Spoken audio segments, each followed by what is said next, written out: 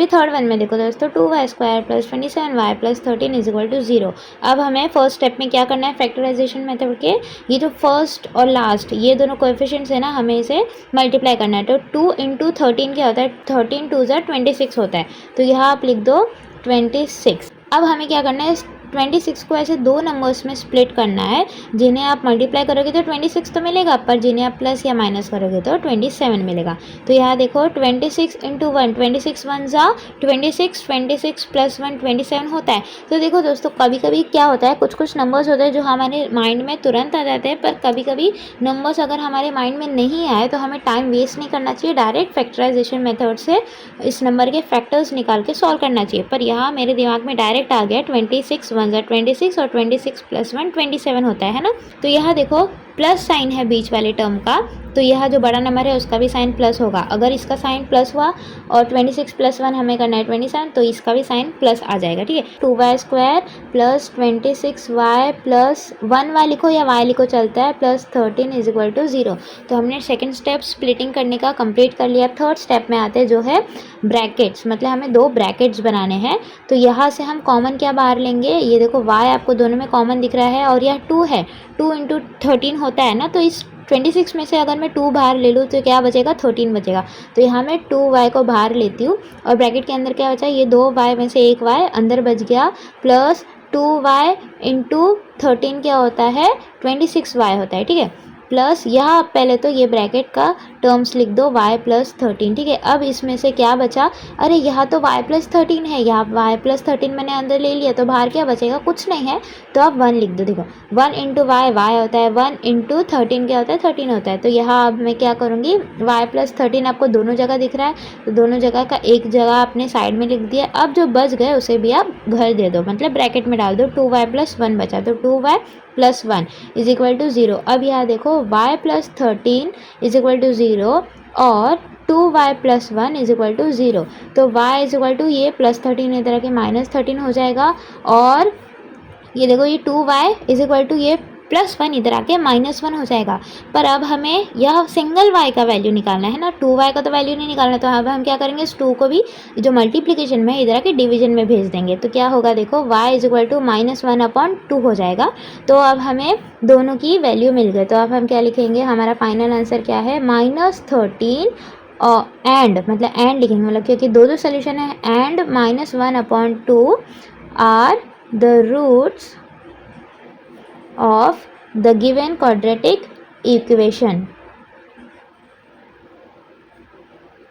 तो ये fourth one में देखो दोस्तों, 5m² = 22m + 15। तो देखो पहले तो आपको हमेशा एक चीज़ फॉलो करनी है कि आपको कभी भी कोई भी इक्वेशन सॉल्व करने से पहले उसे स्टैंडर्ड फॉर्म में लाना है, ठीक है। स्टैंडर्ड फॉर्म होता क्यों है, ताकि हम सोल्यूशन अच्छे से निकाल सकें, है ना। तो यहाँ हमें स्टैंडर्ड फॉर्म में लाना है। तो 5m² ये +22m इधर आके -22m हो जाएगा, ये +15 इधर आके -15 हो जाएगा, इधर कुछ नहीं बचा, 0 लिख दो, ठीक है।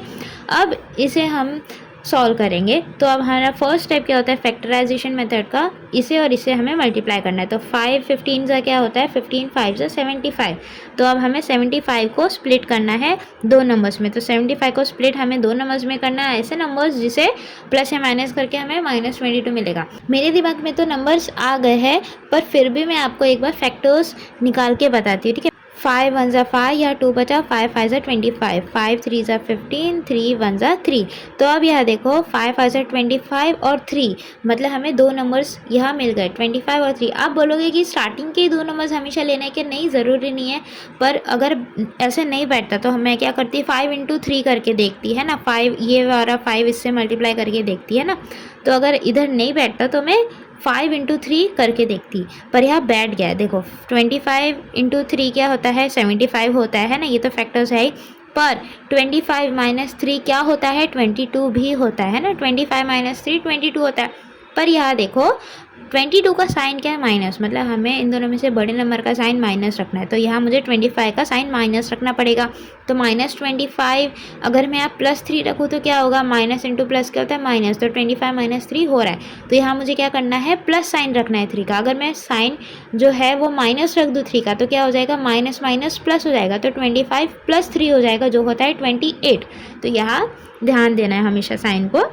5m² अब यहाँ देखो -25m प्लस 3m करेंगे -15 इज इक्वल टू 0। तो हमने सेकेंड स्टेप कंप्लीट किया जो होता है स्प्लिटिंग, ठीक है। 22 को हमने स्प्लिट कर दिया है ऐसे। अब हमें क्या करना है, थर्ड स्टेप करना है जो है 2 ब्रैकेट्स बनाने का, ठीक है। तो 5m स्क्वायर -25m, इसमें से हमें कॉमन बाहर लेना है।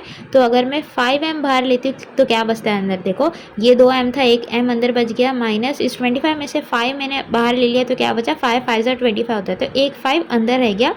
तो 5m जो है वो तो मैंने बाहर ले लिया, तो यहाँ m मत लिखना, ठीक है।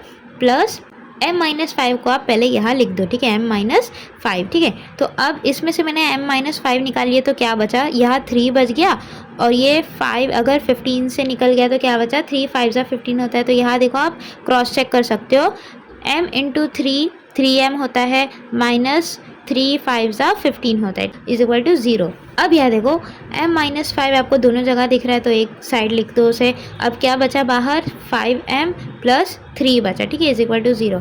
अब यहाँ क्या लिखोगे, m-5 इज इक्वल टू 0 और 5m plus 3 is equal to 0।